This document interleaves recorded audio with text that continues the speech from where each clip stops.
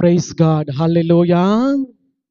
ప్రభువును రక్షకుడినైన యేసుక్రీస్తు నామములో మీ అందరికీ శుభములు తెలియజేస్తూ ఉన్నాను. ఈ పరిశుద్ధ పునరుత్థాన దినములో దేవుని సన్నిధిలో చేరి దేవుణ్ణి స్తుతించి ఆరాధించుటకు ప్రభువు మనకిచ్చిన ఈ మంచి అవకాశాన్ని బట్టి ప్రభువుని స్తుతిస్తూ ఉన్నాను. దేవుని నామానికి మహిమ కలుగును గాక. ఇర్మియా గ్రంథము 1వ అధ్యాయము 4వ వచనం నుండి చదువుకుందాము. యెహోవా వాక్కు నాకు ప్రత్యక్షమై ఇలాగు సెలవిచ్చెను.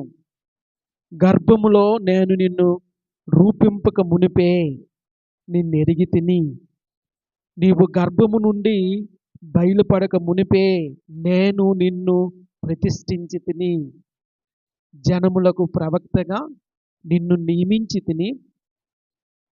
అందుకు అయ్యో ప్రభువగు యెహోవా, చిత్తగించుము, నేను బాలుడనే, మాటలాడుటకు నాకు శక్తి చాలదని నేననగా, యెహోవా నాకిలాగు సెలవిచ్చెను. నేను బాలుడిని అనవద్దు, నేను నిన్ను పంపువారి యొద్దకు నీవు పోవలెను, నీకు ఆజ్ఞాపించిన సంగతులన్నీయు చెప్పవలెను. వారికి భయపడకము, నిన్ను విడిపించుటకు నేను నీకు తోడయ్యున్నాను. ఇదే యెహోవా వాక్కు. అప్పుడు యెహోవా చెయ్యి చాపి నా నోరు ముట్టి ఇలాగు సెలవిచ్చెను. ఇదిగో, నేను నీ నోట నా మాటలు ఉంచి ఉన్నాను. పెళ్ళగించుటకును, విరుగగొట్టుటకును, నశింప చేయుటకును, పడత్రోయుటకును, కట్టుటకును, నాటుటకును నేను ఈ దినమున జనముల మీదను రాజ్యముల మీదను నిన్ను నియమించి ఉన్నాను. పరిశుద్ధుడైన తండ్రి, ప్రేమ కలిగిన ఆయన, వందనాలు చెల్లిస్తూ ఉన్నాను. మహాగణుడా, మహోన్నతుడా, సర్వశక్తిమంతుడా, వందనాలు చెల్లిస్తూ ఉన్నాను. మీ కృప కొరకై నిండు మనసుతో కృతజ్ఞతలు చెల్లిస్తూ స్తుతిస్తూ ఉన్నాను. ఉదయకాల సమయంలో మా స్తుతి ఆరాధన ధూపము వలె, నైవేద్యం వలె మీరు అంగీకరించినందుకు వందనాలు చెల్లిస్తూ ఉన్నాను. ప్రభువా, ఇప్పుడు మీ వైపు చూస్తూ ఉన్నాము.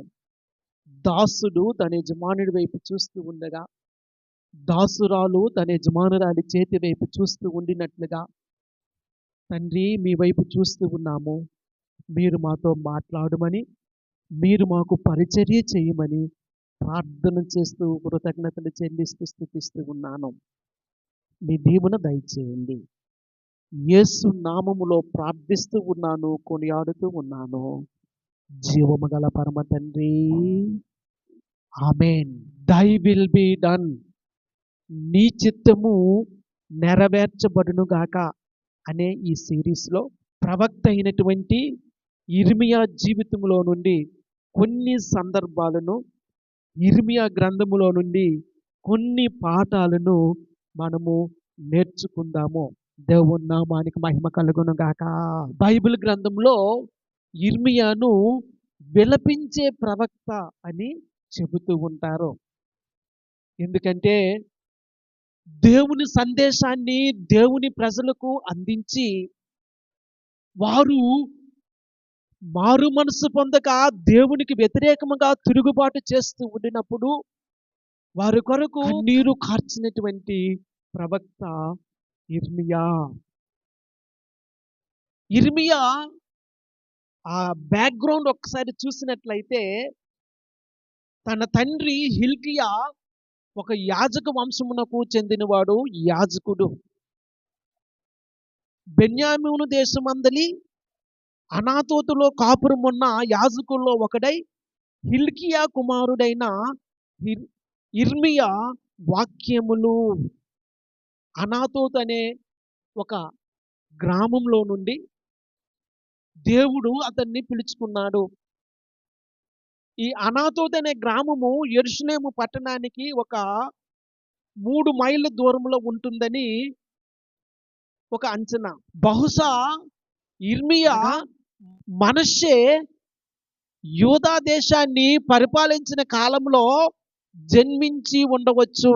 మనష్షే ఏలన ఆరంభించినప్పుడు 12 ఏండ్ల వాడై యెరూషలేములో 55 సంవత్సరములు ఏలెను. అతని తల్లి పేరు హెప్సిబా. అతడు యెహోవా దృష్టికి చెడుతనము జరిగించుచు ఇశ్రాయేలీయుల ఎదుట నిలవకుండా యెహోవా వెళ్ళగొట్టిన జనములు చేసినట్లు హేయక్రియలు చేయుచూ వచ్చెను. ఏ ప్రజలనైతే దేవుడు వారి మధ్యలో నుంచి వెళ్ళగొట్టి ఉన్నాడో ఆ ప్రజల యొక్క ఆచారాలను, సాంప్రదాయాలను, విగ్రహారాధనను అలవర్చుకొని తాను చెడిపోవడమే కాకుండా రాజయ్యి ఉన్నందున తన రాజ్యం అంతా కూడా చెడిపోయినట్లుగా మనష్షే ప్రవర్తించాడు. 9వ వచనంలో చదివినట్లయితే ఇశ్రాయేలీయుల ఎదుట నిలవకుండా యెహోవా లయమి చేసిన జనములు జరిగించిన చెడుతనమును మించిన చెడుతనము చేయునట్లు మనష్షే వారిని రేపెను అని మనం చదువుతూ ఉన్నాం. మోటివేట్ చేశాడు. ప్రియులారా, ఒక సంగతి ఏంటంటే మనము దేవునికి వ్యతిరేకంగా జీవించడం ఒక ఎత్తు అయితే మిగతా వారిని కూడా దేవునికి వ్యతిరేకముగా జీవించేలాగున ప్రేరేపించడము, రేపడము అనేది ఎంతో ఎంతో ప్రమాదకరమైన సంగతి. మనష్షే తాను చెడిపోవడం మాత్రమే కాకుండా ఆయన రాజు, ఇశ్రాయేలీయులకు ఒక నాయకుడు, తాను చెడిపోవడం మాత్రమే కాకుండా మిగతా వారు కూడా చెడిపోయేటట్లు, దేవుని యొద్ద నుంచి తొలగిపోయేటట్లు వారిని రేపినట్లుగాను మనం చూస్తూ ఉన్నాము. 11వ వచనంలో ఈ మాట ఉంది. యూదారాజైన మనష్షే ఈ హేయమైన కార్యములను చేసి తన ముందున్న అమోరీయులను మించిన చెడు నడత కనపరిచి తాను పెట్టుకుని విగ్రహం వలన యూదా వారు పాపము చేయుటకు కారకుడాయను. అటువంటి భ్రష్టమైన, అవిధేయమైన, దేవునికి వ్యతిరేకమైన జీవితాన్ని మనష్షే జీవించి తన ప్రజలు కూడా దేవునికి వ్యతిరేకముగా జీవించులాగున వారిని ప్రేరేపించినట్లు చూస్తూ ఉన్నాము. పోనీ ఆయన తర్వాత వచ్చినటువంటి ఆయన కుమారుడైన ఆమోను ఏదైనా మంచి పరిపాలన చేశాడా అని అనుకుంటే అతను కూడా మంచి పరిపాలన అందించలేదు. అతడు తన తండ్రి అయిన మనష్షే నడిచినట్లు యెహోవా దృష్టికి చెడు నడత నడిచెను. Like the father like the son. తండ్రి ఏ బాటలో నడిచాడో అతని కుమారుడైన ఆమోను కూడా అదే బాటలో నడిచి దేవునికి వ్యతిరేకముగా జీవించినట్లుగా మనం చూస్తూ ఉన్నాము. ప్రియులారా, ఇటువంటి వారి పరిపాలనలో యిర్మీయా దేవుని చేత పిలువబడతా ఉన్నాడు. ప్రియులారా, ఈ యిర్మీయా గ్రంథంలో మనకు కనబడేటువంటి ఒక ప్రాముఖ్యమైన అంశం ఏంటంటే రిపెంట్ అండ్ రిటర్న్. మారు మనస్సు పొందండి, తిరిగి నా యొద్దకు రండి. దేవుని నామానికి మహిమ కలుగును గాక. తప్పిపోయిన తన పిల్లలను తిరిగి మారు మనస్సు పొంది తన యొద్దకు రమ్మని దేవుడు వారిని ఆహ్వానిస్తూ ఉన్నాడు. అవును ప్రియులారా, మన పరిస్థితుల్లో దేవుడు మనల్ని విడిచిపెట్టడు. మన అవిధేయతలో దేవుడు మనల్ని విడిచిపెట్టడు. మనము మనలను ఒక్కసారి పరిశీలన చేసుకొని దేవుని సన్నిధిలోనికి తిరిగి వచ్చినట్లయితే, దేవునితో తిరిగి సమాధాన పడినట్లయితే, పశ్చాత్తాప పడినట్లయితే, మారు మనస్సు పొందినట్లయితే తిరిగి దేవుడు మనలను సమకూరుస్తాడు అనే సంగతిని మనం ఎప్పుడు కూడా జ్ఞాపకము చేసుకోవలసి ఉన్నది. దేవుని నామానికి మహిమ కలుగును గాక. బహుశా యిర్మీయా ప్రవక్తగా పిలువబడుతూ ఉండినప్పుడు సుమారుగా 20 సంవత్సరాల వయస్సు ఉండవచ్చు. ఆయన యాజకుని యొక్క కుమారుడు గనుక దేవుని వాక్యాన్ని అర్థం చేసుకోగలిగే అవకాశము ఆయనకు ఉండవచ్చు. కానీ యెహోవా వాక్కు ప్రత్యక్షముగా ఆయనతో మాట్లాడుతూ ఉంది. ఈ యిర్మీయా గ్రంథంలో అలాగే ప్రవచన గ్రంథాలన్నింటిలో కూడా దేవుడు తన ప్రవక్తలతో మాట్లాడి తన ప్రజలను క్రమపరచడం అనేది మనము చూస్తూ ఉన్నాము. దేవుని నామానికి మహిమ కలుగును గాక. యెహోవా వాక్కు ప్రత్యక్షమై ఇలాగు సెలవిచ్చెను. గర్భములో నేను నిన్ను రూపింపక మునుపే నిన్నెరిగి తిని, నీవు గర్భము నుండి బయలుపడక మునుపే నేను నిన్ను ప్రతిష్ఠించి తిని, జనములకు ప్రవక్తగా నిన్ను నియమించి తిని. దేవుని నామానికి మహిమ కలుగును గాక. అవును, గర్భములో నీవు పిండాభివృద్ధి కాకమునిపే, గర్భములో నీవు రూపింపబడక మునిపే దేవుడు నిన్ను ఎరిగి ఉన్నాడనే సంగతిని ప్రతి ఒక్కరూ జ్ఞాపకం చేసుకోవలసి ఉన్నది. ప్రియులారా, నీవు ఉనికిలోనికి రాకమునిపే దేవుడు నిన్ను ఎరిగి ఉన్నాడు. దేవుని నామానికి మహిమ కలుగును గాక. ఎంత ఆశీర్వాదకరమైన సంగతి ప్రియులారా. ఒకటి, ఎరిగి ఉన్నాను. 2, ప్రతిష్ఠించి ఉన్నాను. 3, ప్రవక్తగా నియమించి ఉన్నాను. దేవుని నామానికి మహిమ కలుగును గాక.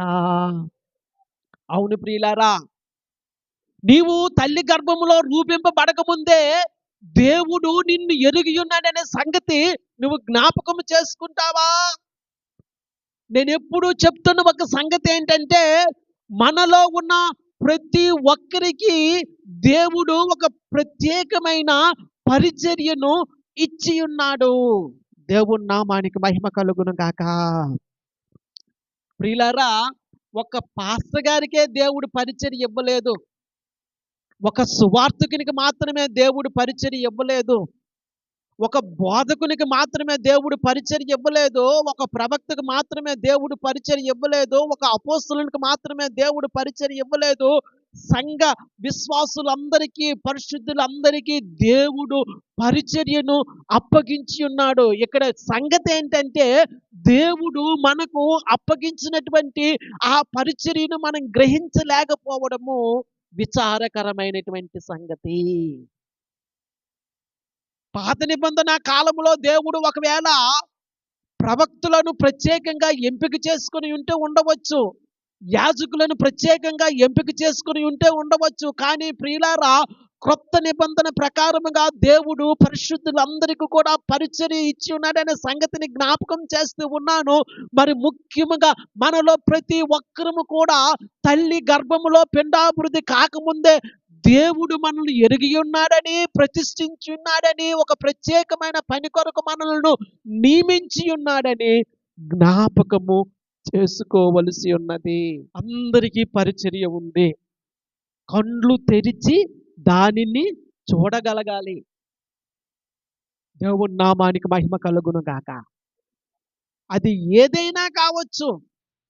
మీ అందరికీ తెలుసా, ప్రార్థించడం ఒక పరిచర్య.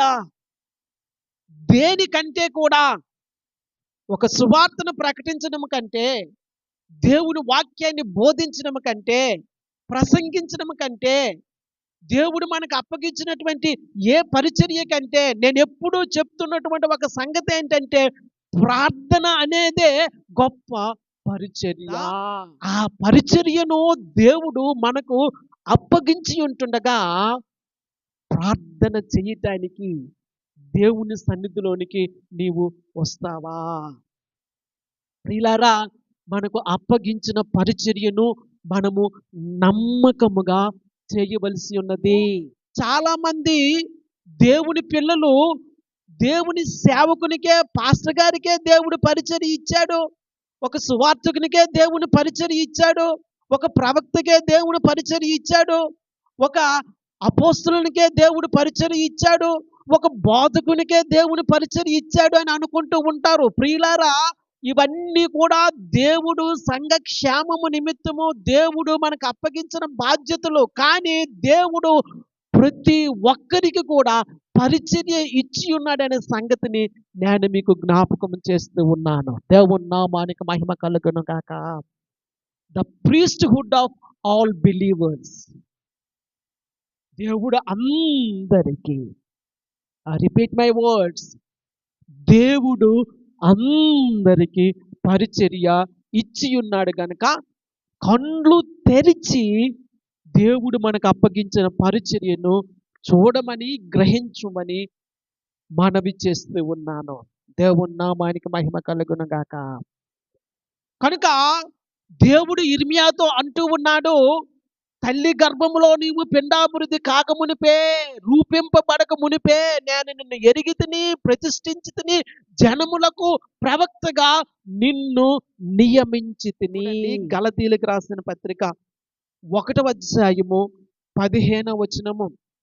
అయినను తల్లి గర్భమునందు పరిణతి మొదలుకొని నన్ను ప్రత్యేకపరిచి తన కృపచేత నన్ను పిలిచిన దేవుడు నేను అన్యజనులలో తన కుమారుణ్ణి ప్రకటింపవలనని ఆయనను నాయందు బయలుపరచ అనుగ్రహించినప్పుడు మనుష్య మాత్రులతో నేను సంప్రదింపలేదు.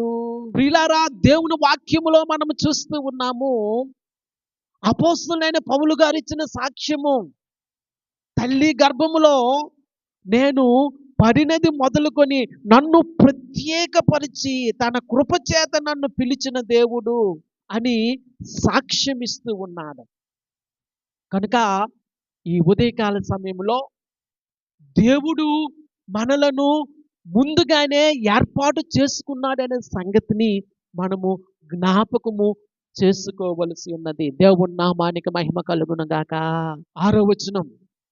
అందుకు అయ్యో ప్రభువు యెహోవా, చిత్తగించుము, నేను బాలుడనే, మాటలాడుటకు నాకు శక్తి చాలదని నేననగా. ప్రియులారా, నేను బాలుడును అని చెప్పడంలో ఇర్మియా దేవుణ్ణి వ్యతిరేకిస్తున్నాడని అర్థం కాదు, లేదా ఇర్మియాను గురించి ఇక్కడ నెగిటివ్గా మనం అర్థం చేసుకునే అవసరం లేదు. కానీ దేవుడు తనకు అప్పగించిన పని ఎంతో కష్టమైనది. తన యొక్క బలహీనతను ఇర్మియా దేవునికి తెలియచేస్తూ ఉన్నాడు. అవును ప్రియులారా, ఒక సంగతి ఏంటంటే, మన శక్తిని బట్టి, మన జ్ఞానాన్ని బట్టి, మన నైపుణ్యతను బట్టి, మన వయస్సును బట్టి దేవుడు మనలను సేవకు పిలవలేదండి. ప్రియులారా, దేవుని వాక్యంలో చూసినట్లయితే, అలాగే భక్తుల యొక్క అనుభవాల్లో చూసినట్లయితే, చాలా చిన్న వయస్సులోనే దేవుని సేవ కొరకు సమర్పించబడిన వారు ఎంతో మంది ఉన్నారు. దేవుని నామానికి మహిమ కలుగును గాక. ఎంతో మంది మిషనరీలు వారి యొక్క జీవిత చరిత్రలు చూసినప్పుడు, వారు యవన కాలంలో ఉంటుండగానే, చిన్న వయస్సులో ఉంటుండగానే దేవుని సేవ కొరకు సమర్పించబడ్డారు, దేవుని సేవ చేయటానికి పూనుకున్నారు. కనుక దేవుని సేవ చేయటానికి వయస్సుతో పని లేదని మరొకసారి నేను మీకు జ్ఞాపకం చేస్తూ ఉన్నాను. 8వ వచనంలో చదివినట్లయితే, వారికి భయపడకము, నిన్ను విడిపించుటకు నేను నీకు తోడై ఉన్నాను, ఇదే యెహోవా వాక్కు. భయపడవద్దు, భయపడవద్దు అని దేవుడు చెప్తూ ఉన్నాడంటే ఇర్మియా భయపడుతున్నాడని అర్థం. 9వ వచనంలో చూసినట్లయితే, అప్పుడు యెహోవా చేయి చాపి నా నోరు ముట్టి ఇలాగు సెలవిచ్చెను, ఇదిగో నేను నీ నోట నా మాటలు ఉంచి ఉన్నాను. దేవుని నామానికి మహిమ కలుగును గాక. ప్రియులారా, గడిచిన వారాల్లో మనం చెప్పుకున్నాము, మీకు జ్ఞాపకం ఉందా? యెషయా దేవుని ప్రత్యక్షతను చూచినప్పుడు, అయ్యో నేను అపవిత్రమైన పెదవులు గలవాడును, అపవిత్రమైన పెదవులు గల మనుషుల మధ్య జీవించువాడును అని ఒప్పుకున్నప్పుడు, పశ్చాత్తాపపడినప్పుడు, ఆ శరాపులలో ఒకరు వచ్చి బలిపీఠం మీద నుండి ఒక నిప్పును తీసుకొని ఆయన పెదవులకు తాకించినట్లుగా మనము చూస్తూ ఉన్నాము. ఇప్పుడు నీ పెదవులు కాన్సిక్రేట్ చేయబడ్డాయి, పరిశుద్ధపరచబడ్డాయి అని చెప్పడం మనం చూస్తూ ఉన్నాము. అలాగే ఇర్మియా విషయంలో కూడా దేవుడు చేసిన సంగతి ఏంటంటే, ఆయన చేయి చాచి అతను పెదవులను ముట్టి ఆయన నోటిని దేవుని వాక్యము చేత నింపినట్లుగా మనము చూస్తూ ఉన్నాము. ఇదిగో నేను నీ నోట నా మాటలు ఉంచి ఉన్నాను. దేవుని నామానికి మహిమ కలుగును గాక. అవును ప్రియులారా, జనములకు ప్రవక్తగా నేను నియమించి ఉన్నానని దేవుడు యిర్మీయాతో మాట్లాడుతూ ఉన్నాడు. ఆయన నోటిని ముట్టి ఆయన నోటిని తన వాక్కు చేత నింపుతూ ఉన్నాడు. అవి ఎందుకంటే 10వ వచనములో పెళ్లగించుటకును, విరుగగొట్టుటకును, నశింపచేయుటకును, పడత్రోయుటకును, కట్టుటకును, నాటుటకును నేను ఈ దినమున జనముల మీదను రాజ్యముల మీదను నిన్ను నియమించి ఉన్నాను. దేవుని నామానికి మహిమ కలుగును గాక. 6 సంగతులు ఇక్కడ మనకు కనబడతా ఉన్నాయి. అందులో 4 సంగతులు నెగిటివ్గా కనబడతా ఉన్నాయి, అనగా ప్రతికూలమైనవిగా కనబడతా ఉన్నాయి. 2 సంగతులు అనుకూలమైనవిగా కనబడతా ఉన్నాయి. పరిశుద్ధాత్మ దేవుడు చేసే కార్యం ఇది. దేవునికి వ్యతిరేకమైనవి, దేవునికి ఆయాసకరమైనవి ఒక వ్యక్తిలో కానీ, ఒక కుటుంబంలో కానీ, ఒక సంఘములో కానీ, ఒక సమాజంలో కానీ పెళ్లగించబడాలి, విరుగొట్టబడాలి, నశింపజేయబడాలి, పడత్రోయబడాలి. మరొక వైపున దేవుని చిత్తానికి, దేవుని ఉద్దేశానికి, దేవుని సంకల్పానికి అనుకూలమైనవి కట్టబడాలి, నాటబడాలి. దేవుని నామానికి మహిమ కలుగును గాక. ఆ పరిచర్యను దేవుడు యిర్మీయాకు అప్పగిస్తూ ఉన్నాడు. దేవుని నామానికి మహిమ కలుగును గాక. 11వ వచనములో మరియు యెహోవా వాక్కు నాకు ప్రత్యక్షమై, యిర్మీయా నీకేమి కనబడుచున్నదని సెలవిచ్చెను.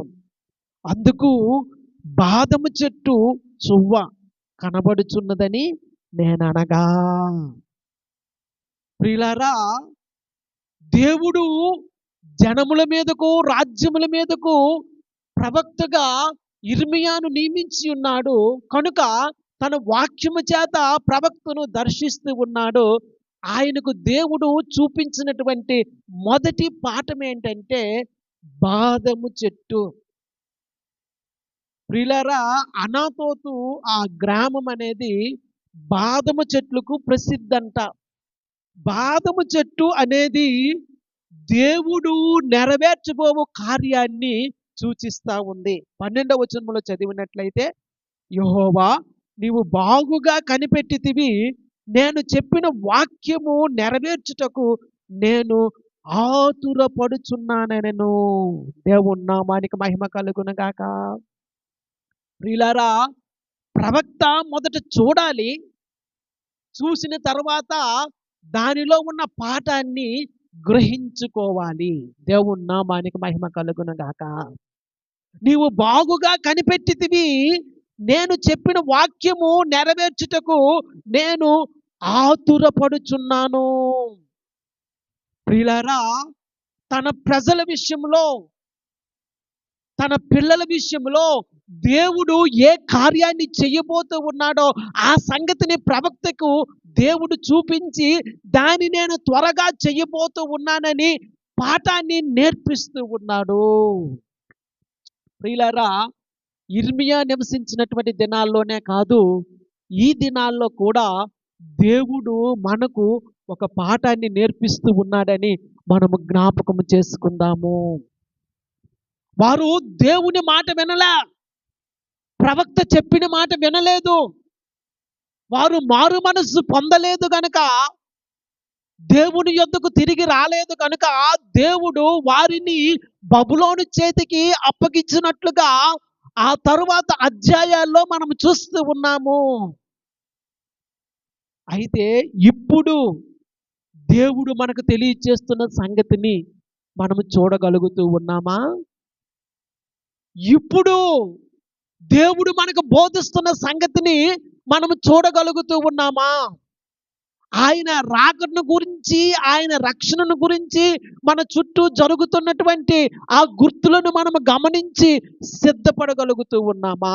ఎందుకంటే దేవుడు తన వాక్యాన్ని నెరవేర్చుటకు ఆతురపడుచున్నాడు, వేగిరపడుతున్నాడు.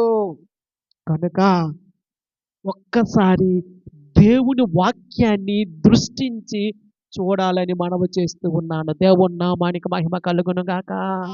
దైవజనులు దేవుని వాక్యాన్ని బోధిస్తూ ఉంటుండగా విని విడిచిపెట్టేయడం కాకుండా ఆ వాక్యములోంచి దేవుడు మనతో ఏం మాట్లాడుతూ ఉన్నాడో గ్రహించుకొని ఆ వాక్యానుసారముగా జీవించవలసిన అవసరత ఎంతైనా ఉంది. ఎందుకంటే దేవుడు అంత్య దినాల్లో జరిగించబోవు సంగతులను దేవుడు ఆతురతతో చేయబోతూ ఉన్నాడు. దేవుని సంగమా, దేవుడు జరిగిస్తున్న కార్యాలను దృష్టించి చూడమని ప్రభువు పేరట నేను మీకు జ్ఞాపకం చేస్తూ ఉన్నాను. దేవుని నామానికి మహిమ కలుగును గాక. ఎందుకంటే ఆయన త్వరగా వస్తూ ఉన్నాడు గనక, అంత్యకాలమందు జరగబోవు సంగతులు త్వరగా జరుగుతూ ఉన్నాయి గనక వాటిని దృష్టించి వాటి ప్రకారముగా మనము జీవించవలసినటువంటి అవసరత ఉందని నేను మీకు జ్ఞాపకం చేస్తూ ఉన్నాను. దేవుని నామానికి మహిమ కలుగును గాక. హల్లెలూయా. దేవుడు ఇర్మియాకు చూపెడుతున్నటువంటి రెండవ దర్శనము. రెండవ మారు యెహోవా వాక్కు నాకు ప్రత్యక్షమై, నీకేమి కనబడుచున్నదని సెలవియ్యగా, నేను మసులుచున్న బాణ నాకు కనబడుచున్నది, దాని ముఖము ఉత్తర దిక్కునకు తిరిగి ఉన్నదంటిని. ప్రవక్త దేవుని యొక్క ప్రత్యక్షతను చక్కగా చూడగలుగుతూ ఉన్నాడు. దేవుని నామానికి మహిమ కలుగును గాక. ప్రియులారా, మసలుచున్న బాణ దేవుని యొక్క ఉగ్రతకు, దేవుని యొక్క తీర్పుకు సాదృశ్యముగా ఉంది. అందుకే 14 వచనములు అంటూ ఉన్నాడు, అందుకు యెహోవా ఇలాగు సెలవిచ్చును, ఉత్తర దిక్కు నుండి కీడు బయలుదేరి ఈ దేశ జనులందరి మీదకి వచ్చును. ఇదిగో, నేను ఉత్తర దిక్కునున్న రాజ్యముల సర్వ వంశస్థులను పిలిచెదను. వారు వచ్చి ప్రతివాడును యెరూషలేము గుమ్మములోను యెరూషలేము చుట్టూనున్న ప్రాకారములన్నింటికి ఎదురుగాను యూదా పట్టణములన్నిటికి ఎదురుగాను తన సింహాసనములను స్థాపింతురు. ప్రియులారా, దేవుని ప్రజలు దేవుని మాట వినట్లేదు కనుక వారి మీదకి కీడును పంపించడానికి దేవుడు ఉద్దేశిస్తున్నట్లుగా ఆ సంగతిని ప్రవక్త ద్వారా తెలియచేయడానికి దేవుడు ఇష్టపడుతూ ఉన్నట్లుగా మనం చూస్తూ ఉన్నాము. ప్రియులారా, దేవుడు ఎంత ప్రేమ కలిగిన దేవుడంటే, తాను తీర్పు తీర్చినప్పుడు కూడా ఒకవేళ నా ప్రజలు వారి మనస్సులు మార్చుకొని పశ్చాత్తాపడి నా దగ్గరికి వస్తారేమో అని చివరి క్షణం వరకు కూడా ఆయన చేతులు చాపి ఆహ్వానిస్తూ ఉంటాడు.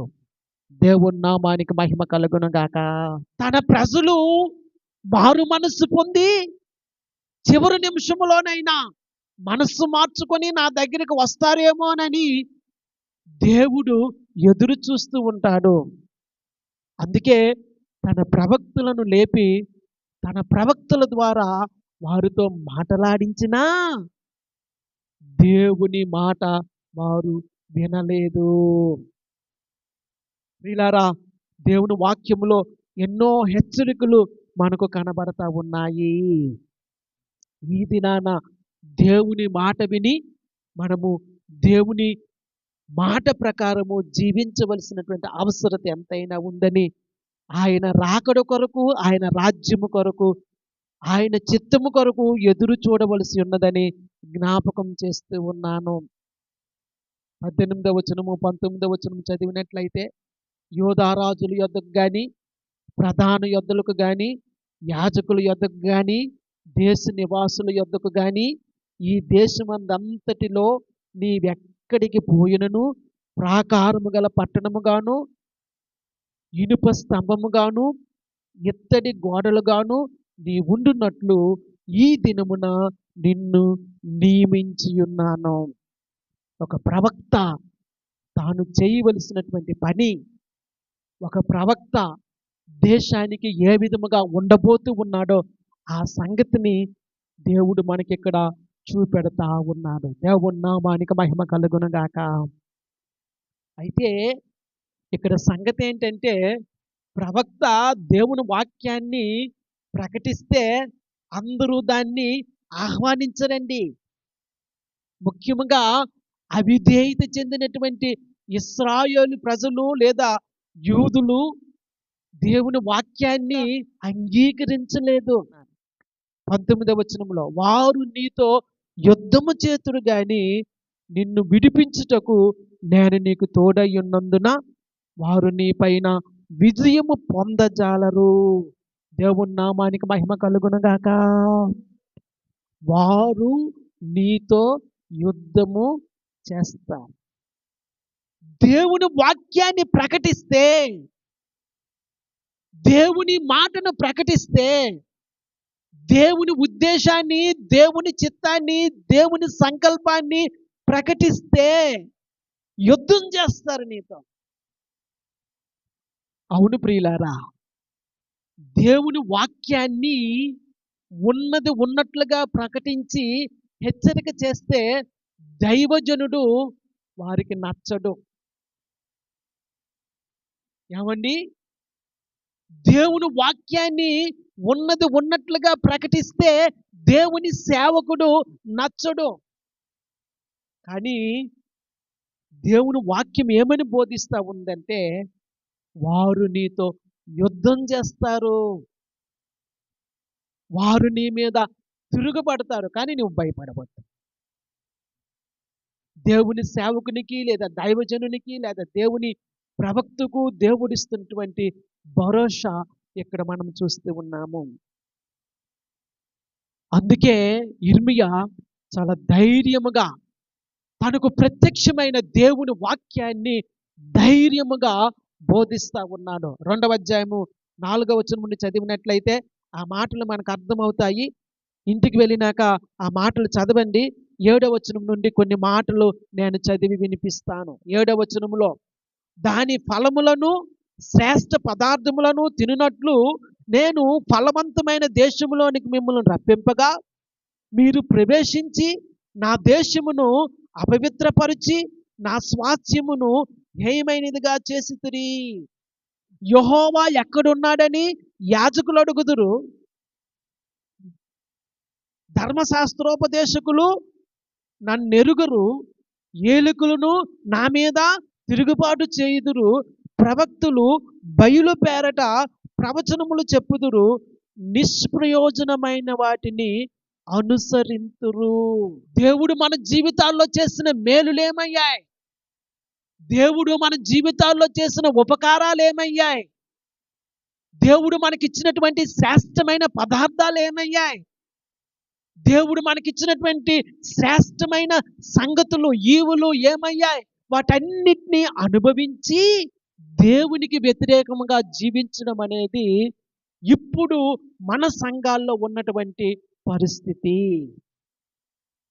కృతజ్ఞత లేని జీవితాలు, కృతజ్ఞత లేని బ్రతుకులు. ప్రియులారా, ఇర్మియా చాలా సూటిగానే మాట్లాడుతూ ఉన్నాడు. ఇర్మియా దేవుని వాక్యాన్ని ఉన్నది ఉన్నట్లుగానే బోధిస్తూ ఉన్నాడు. ఇర్మియా దేవుని వాక్యాన్ని చాలా నమ్మకంగా వారికి తెలియచేస్తూ ఉన్నాడు. దాని ఫలములను శ్రేష్ఠ పదార్థములను తినునట్లు నేను ఫలవంతమైన దేశములోనికి మిమ్మల్ని రప్పింపగా మీరు ప్రవేశించి నా దేశమును అపవిత్రపరిచి నా స్వాస్థ్యమును హేయమైనదిగా చేసితిరి. శ్రేష్టమైనది నేను మీకు ఇచ్చి ఉన్నాను, శ్రేష్టమైనది నేను మీకు దయచేసి ఉన్నాను. దానికి ప్రతిగా మీరు నా మాట వినక నాకు అవిధేయత చూపెడుతూ ఉన్నాడని దేవుడు ఎంతగానో దుఃఖిస్తూ ఉన్నాడు. 11వ వచనములో, దైవత్వం లేని తమ దేవతలను ఏ జనమునైనను ఎప్పుడైనను మార్చుకొనేనా? అయినను నా ప్రజలు ప్రయోజనము లేని దానికై తమ మహిమను మార్చుకొనిది. ప్రయోజనము లేనిది, శూన్యమైనది, ప్రియులారా, దేశమును అపవిత్రపరిచినది, దేశమును హేయమైనగా చేసేది వారు అనుసరిస్తూ ఉన్నారు.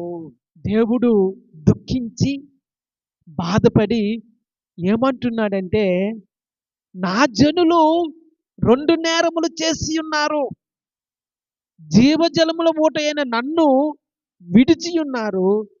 తమ కొరకు తొట్లను, అనగా బద్దలై నీళ్లు నిలువని తొట్లను తొలిపించుకొని ఉన్నారు.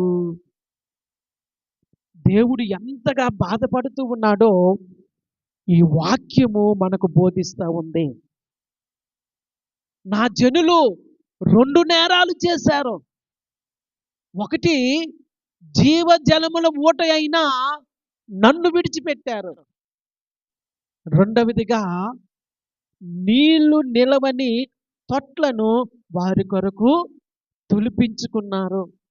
ఒకవైపున జీవజలపు ఊటను విడిచిపెట్టారు, మరొక వైపున నీళ్లు లేని తొట్లను తొలిపించుకొని నేరము చేసి ఉన్నాడని దేవుడు తన ప్రజల మీద నేరాన్ని మోపుతూ ఉన్నాడు. దేవుని నామానికి మహిమ కలుగును గాక. జీవజలముల ఊటైనా ప్రభువును మనము విసర్జించి లోకానుసారముగా, శరీరానుసారముగా జీవించి నీళ్లు నిలవని తొట్లను తొలిపించుకొని వాటిలో మనము ఆనందిస్తూ ఉన్నాము ఈ దినాన. ఈ 2 నేరాలు దేవుని సంఘాన్ని ప్రశ్నిస్తూ ఉన్నాయి. దేవుని ప్రజలను ప్రశ్నిస్తూ ఉన్నాయి. దేవుని సంఘమా, యిర్మీయా నివసించిన కాలంలోనే కాదు, ఈ అంచె దినాలలో కూడా ఈ 2 నేరాలను దేవుడు ఎత్తి చూపెడతా ఉన్నాడు. జీవజలముల ఊటైన ప్రభువును నీవు అనుసరిస్తూ ఉన్నావా, లేదా ఆయన్ని విడిచిపెట్టి లోకానుసారముగా, శరీరానుసారముగా ప్రవర్తించి నీళ్లు నిలవని తొట్లను తొలిపించుకొని వాటిని ఆధారంగా చేసుకొని జీవించడానికి ప్రయత్నం చేస్తూ ఉన్నావా? కొన్నిసార్లు మన ప్రవర్తన, మన ఆలోచన విధానం చూస్తే దేవుడు మోపుతున్నటువంటి ఆ నేరము సరిగ్గానే ఉంది అనిపిస్తూ ఉంది. దేవుణ్ణి విడిచిపెట్టేశాము,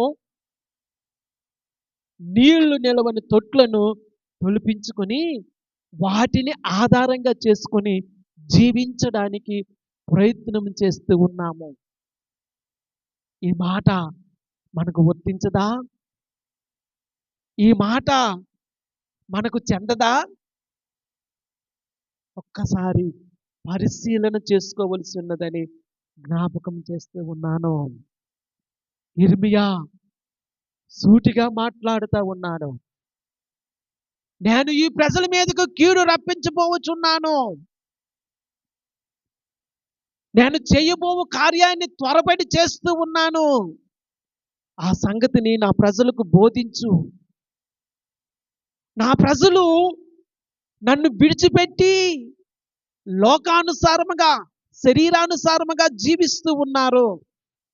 వారికి శ్రేష్టమైన పదార్థాలనిచ్చి, వారికి శ్రేష్టమైన ఈవులనిచ్చి, వారిని వాగ్దాన దేశంలోనికి నేను ప్రవేశింపచేయగా వారు నా దేశాన్ని అపవిత్రపరిచి విగ్రహారాధనతో నా దేశాన్ని నింపి నన్ను విడిచిపెట్టి ఉన్నారు. వారి కొరకు నీళ్లు నిలవని తొట్లను తొలిపించుకొని వాటిని ఆధారంగా చేసుకొని జీవిస్తూ ఉన్నారు. బోధించుమని యిర్మీయాకు దేవుడు తెలియచేయగా యిర్మీయా వాటిని ప్రకటిస్తూ ఉన్నాడు. ప్రియులారా, ఈ ఉదయకాల సమయంలో పరిశుద్ధాత్మ దేవుడు ఈ సంగతులను మనకు బోధపరుస్తూ ఉంటుండగా దేనిని ఆధారం చేసుకొని మన జీవితాల్లో మనం ముందుకు వెళుతూ ఉన్నాము? జీవజలముల ఊట అయిన దేవునిని ఆధారంగా చేసుకొని ముందుకు వెళుతూ ఉన్నామా? లేదా శరీరానుసారమైన లోకానుసారమైన సంగతులను, ఈ లోకాన్ని ఆధారంగా చేసుకొని చిల్లు పడిన నీళ్లు నిలవని తొట్లను తొలిపించుకొని వాటిని ఆధారంగా చేసుకొని జీవిస్తూ ఉన్నామా? పరిశీలన చేసుకొని దేవుని చిత్తాన్ని ఎరుగమని మరొక్కసారి మీ అందరికీ జ్ఞాపకం చేసుకుంటూ ఈ మాటలు ముగిస్తూ ఉన్నాను. దేవుడు మన కండ్లను తెరిచి ఆత్మీయ నేత్రములతో ఆయన చిత్తాన్ని, ఆయన ఉద్దేశాన్ని, ఆయన సంకల్పాన్ని చూడగలుగునట్లు మనలను దీవించునుగాక. ఆమేన్. పరిశుద్ధుడు అయిన తండ్రి, ప్రేమ కలిగిన ఆయన, వందనాలు చెల్లిస్తూ ఉన్నాను.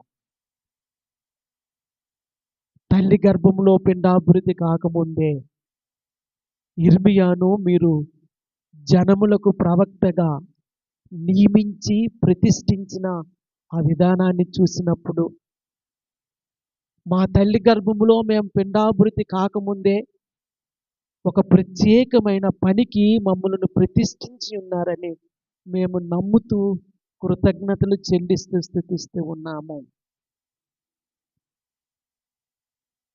ప్రభువా, జీవజనముల ఊటైన నిన్ను విసర్జించి